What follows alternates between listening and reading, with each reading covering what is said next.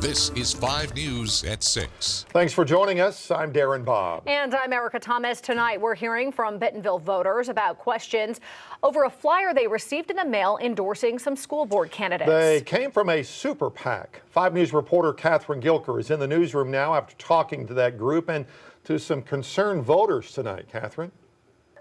A federal super PAC called the 1776 Project is supporting 5 candidates for Bentonville School Board, saying voting for them is voting for the, quote, pro-parent ticket. The reason they targeted Bentonville is because they believe the Bentonville School District wants to indoctrinate children. The district says that's simply not true. The 1776 Project PAC is a federal super PAC that campaigns on behalf of school board candidates across the country.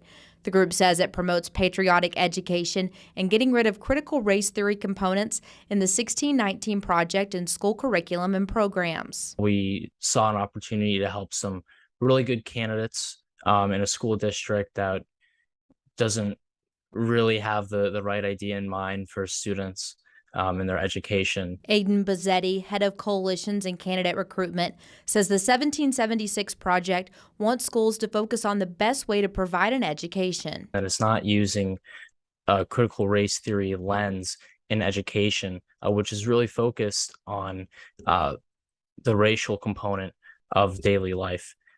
That's not something that we want to see in schools. The PAC sent out these flyers to Bentonville residents on behalf of 5 school board candidates they are endorsing: Joel Dunning, Gail Pianalto, Matthew Smith, Tim Rosenau, and Jocelyn Bolivar.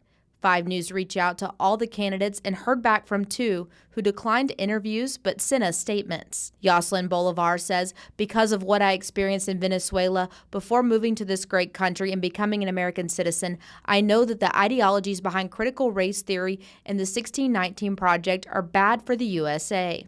And Gail Pianalto says she doesn't believe critical race theory should be promoted in public schools. The 1776 Project PAC made several claims as to why they believe the Bentonville School District wants to indoctrinate children, including that all staff have to go through diversity, equity, and inclusion training specifically by outside organizations which are facilitated by Walmart and the Racial Equity Institute. The Bentonville School District says none of the group's claims are true.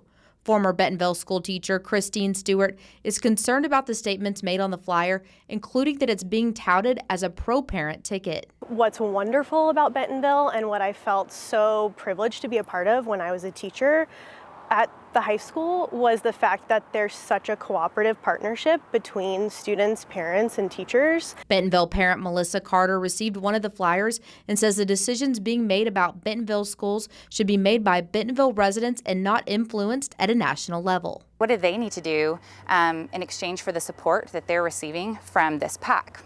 Are they going to continue to be influenced during their tenure on the board if they're elected?